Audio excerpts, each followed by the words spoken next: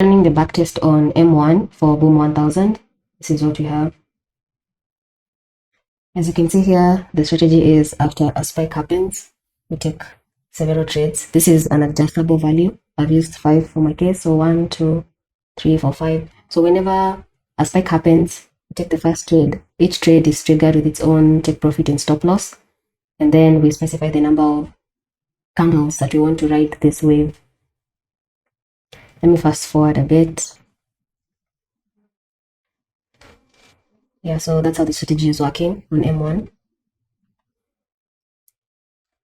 It works until it doesn't, for when we have a spike, 2 consecutive spikes happening. In my experience, whenever we are in an M1, it doesn't matter whether you've put a stop loss, it never really works.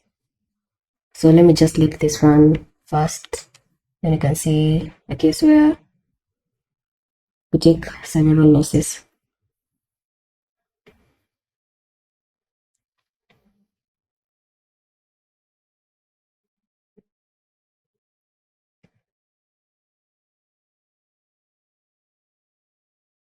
Yeah, like that, like this example. So spike happened, then we were on 1, 2, 3, and then the 4th one became a spike. So this whole spike will be registered as a loss. We can see that in the history. Yeah.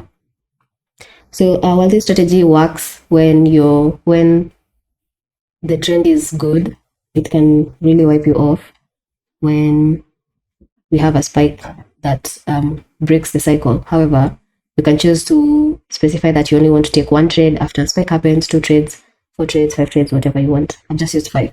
So let's try this on M10 or another time frame and see how that performs.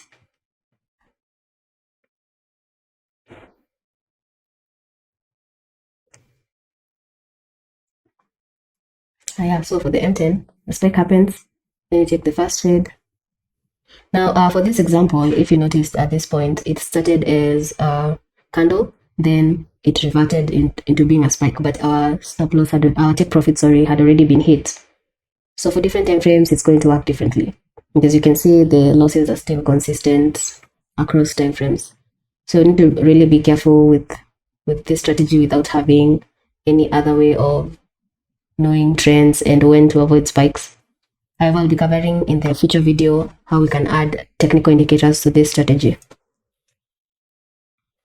So let's get coding. Oh, before I start coding, let me explain how the strategy is working. So in the last video, we were able to determine whether we are currently in a spike or in a candle. For example, at this point right now, a candle is forming. So in the real time, this would show that we are currently in a candle. And the other strategy, the other identification was the lag, the one that had a lag of 1, which would be showing that the previous bar was a candle. So let's imagine we're at this point. Let me just scroll a bit. Let's imagine we're at this point. Let me just take the crosshairs.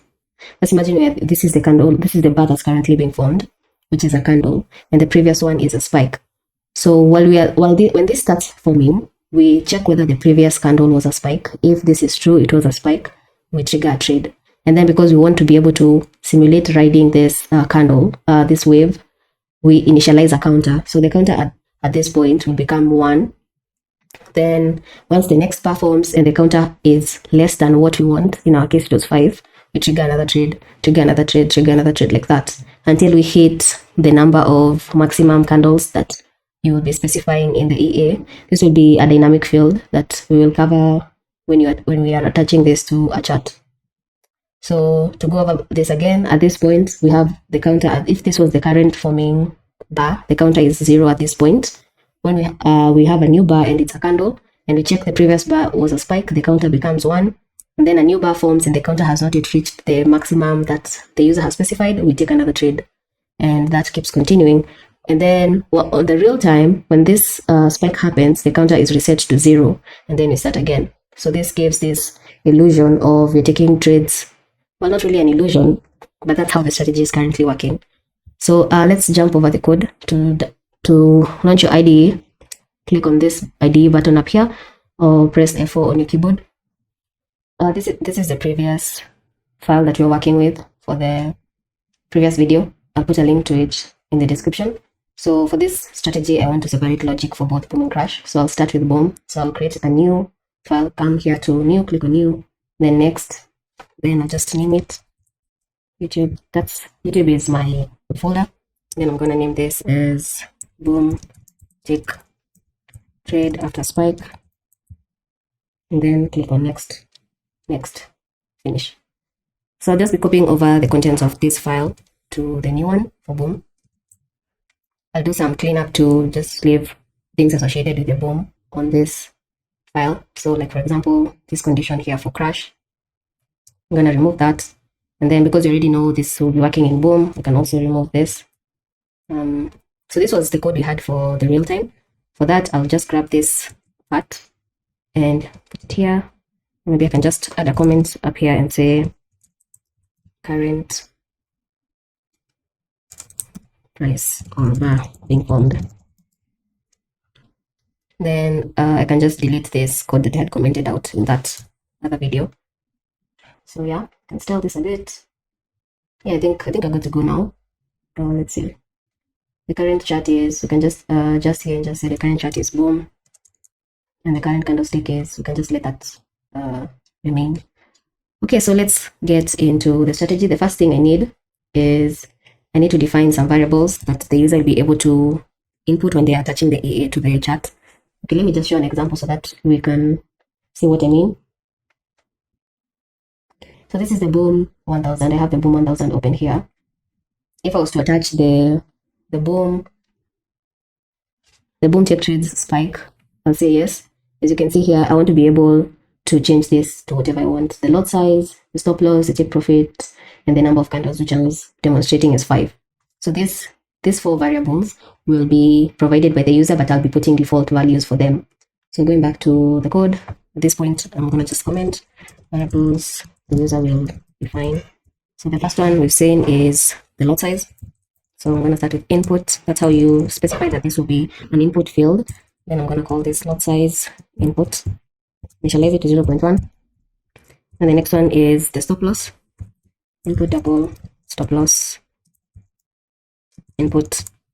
I'm going to initialize it to 10 pips. Then input double. Make writing double. Input double. Take profit.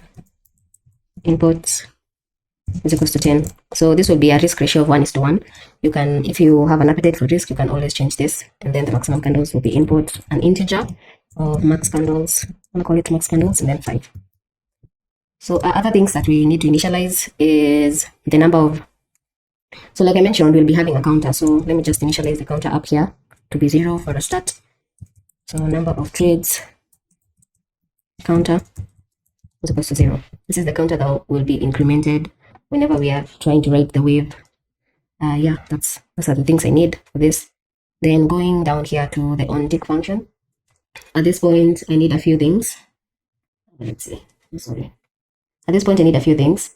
So at this point on the spike, we want to initialize a trade at this point, and then we also want to increment the counter to 1 after the spike happens. Going back to this point, so the spike happens, and then we initialize the counter to 1 once we are on this bar. This is the current bar forming.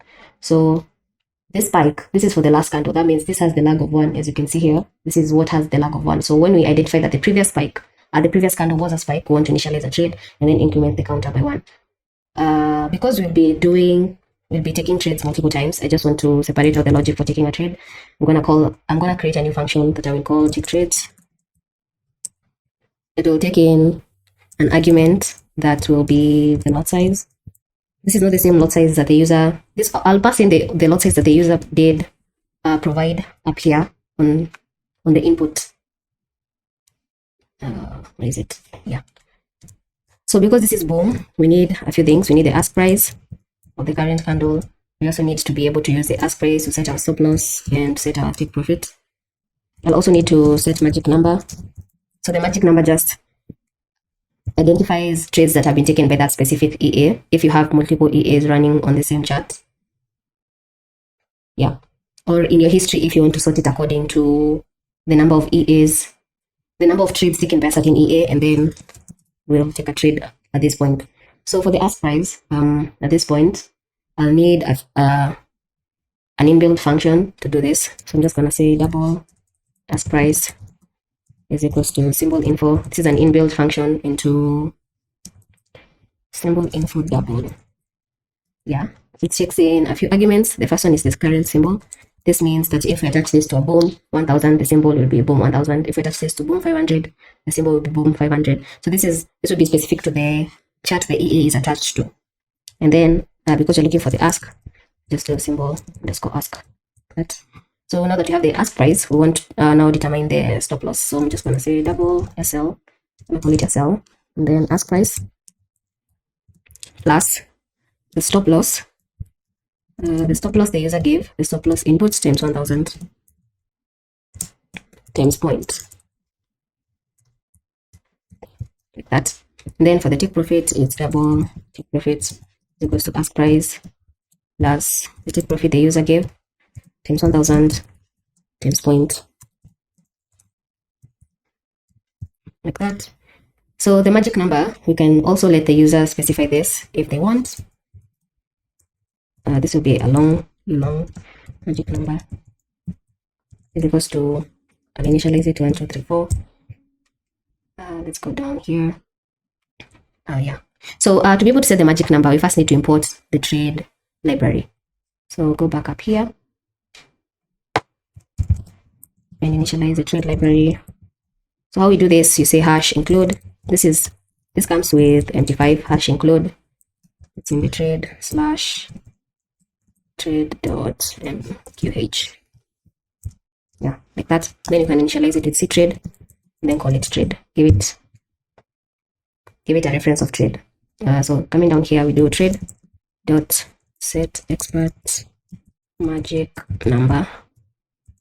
Yeah, and then we pass in the magic number that we initialize 1, 2, 3, 4 up there. And then you can now take a trade as trade dot, this is boom, so we are selling boom dot sell. So the first argument is the volume, which is the volume is the lot size. The lot size is what you're passing in here at this point of the function.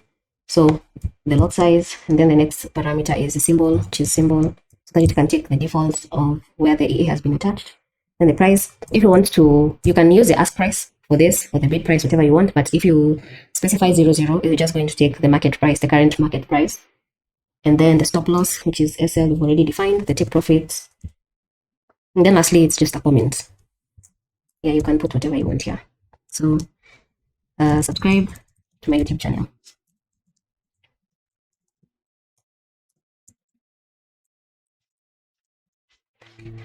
Yes, please subscribe. So that's the tick trades function. Let me style this a bit. So going back to the on tick function. So at this point, initialize my writing. Initialize. Wow. Just gonna say init a trade. Okay, so we want to take a trade at this point. Take trades.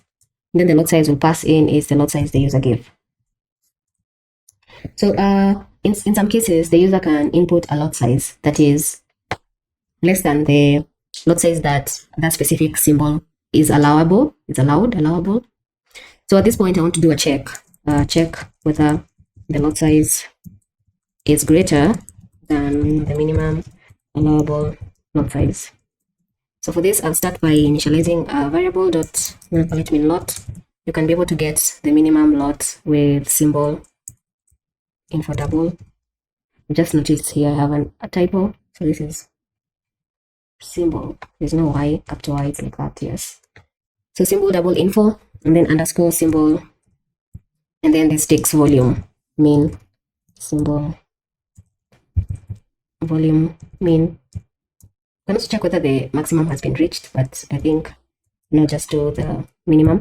So I want to check if the lot size that will pass in here, in this case, which will be the lot size the user gave, if this lot size is less than the minimum lot size, we'll let the EA use the minimum lot size instead. So for that, I'll go back to the if statement down here. If the lot size is less than the minimum lot, let the lot size be equal to the minimum lot. Yeah, like that. So let me style this. Let me compile. We don't have any issues. Okay. So we've initialized a trade. Once the spike happens, then we want to do the increment. We call this number of trades counter will now be equals to 1 from 0. Now that we've had the first part, at this point we want to ride the candles. With that, I need to check once the new bar forms, we need to check whether the number of trades counter is greater than or equal to the maximum candles. The maximum candles is the candles the user gave. In this case, we've initialized it to 5. So at this point, if this is sorry, it's supposed to be less than, not greater than. If the number of trades counter is less than the maximum candles, we want to take a trade, and then increment the counter again. Increment the counter. Yeah, so for take a trade, we've already established a function for this. So take trades, and then in, what do you call this, lot size input. And then to increment the counter, number of trades counter, just going to do plus plus. This, like that. Is there anything else I've left out? Let's see. Oh yeah, we need now a reset to be able to reset the counter to 0 when the current bar is a spike. So to get the current bar, we'll be using this current price bar from the previous strategy of it being real time. So what we want is open for current candle is less than close for current candle. That is the identification of a spike.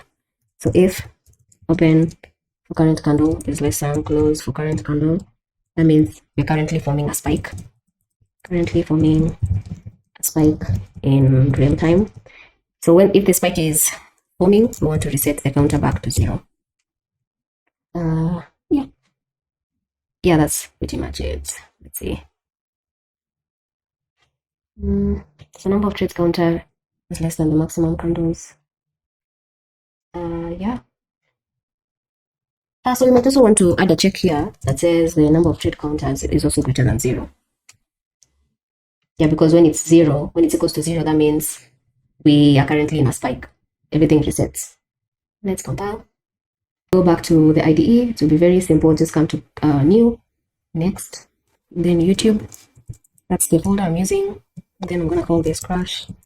Take trades after spike. And next, finish. So just copy over the boom code to crash. Let me start by changing down here to crash. Then specific things for crash. Let's see. So for the take trades, this will be interchanged. The stop loss will be minus, and then the take profit will be plus. What? Wait, why?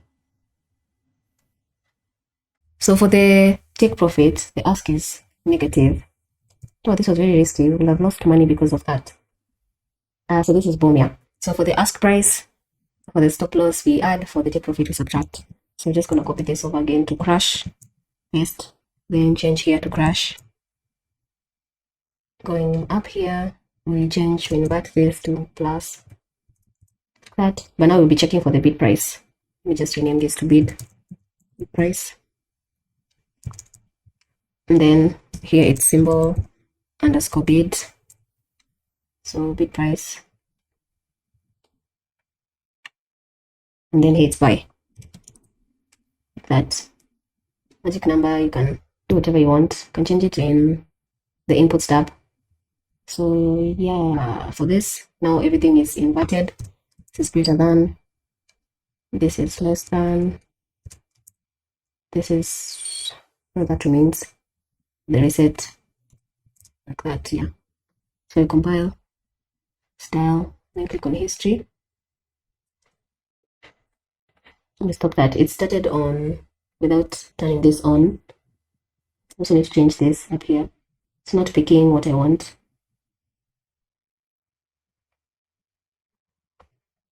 This one take trades.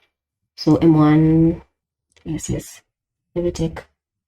Okay. Let's backtest.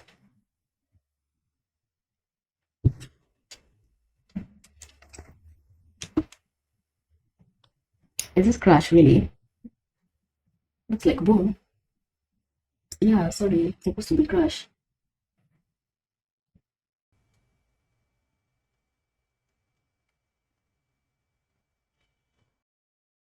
So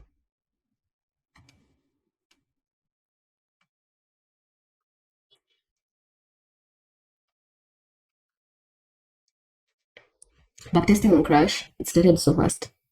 Yeah, so it's working, yes, but something happened. It stopped taking trades. Let's look at the journal. This is how you debug. Oh, no money. So we made huge losses that our account is completely wiped. So this is crazy. You need to be careful with this strategy. You can literally get wiped. And this didn't even take more than a few hours. Just look at this difference because of this spike. So backtesting this on the M1.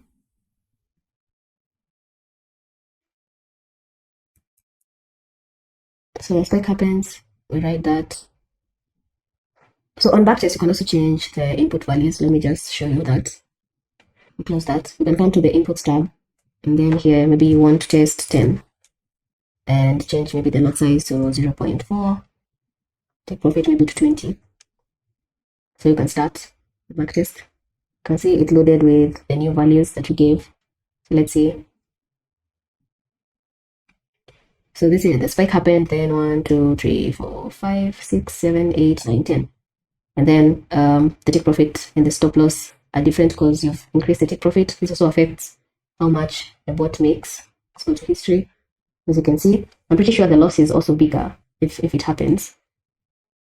So the higher the risk, also the higher the risk you run on losing money. Let's just see how this will perform as opposed to the one that had 5. Okay, let me fast forward a bit. Oops. Because I'm sure you've made a loss at this point. Yeah, so you can see it's really taking such a huge hit when you lose money, depending on the length of the spike. You're also making a lot of money per candle. So yeah, be careful with how you set this. And so that works for Boom. Okay, so yeah, that's pretty much it for this video. So maybe I can show you how to attach this to a chart. So you have this chart. This is Boom 1000. You just come onto this navigator. You can click on Expert Advisors, then refresh, then go to the specific EA you want to attach, then click on Attach Chart. You already had another one. Click on Allow, and then Imports. At this point, you can now change this to whatever you want, like that. And then it should be blue up here to show that it has been attached. And then also make sure this is turned on. Algo trading is green, not red. Yeah, so that's how you would put this up in a VPS to test in a real market.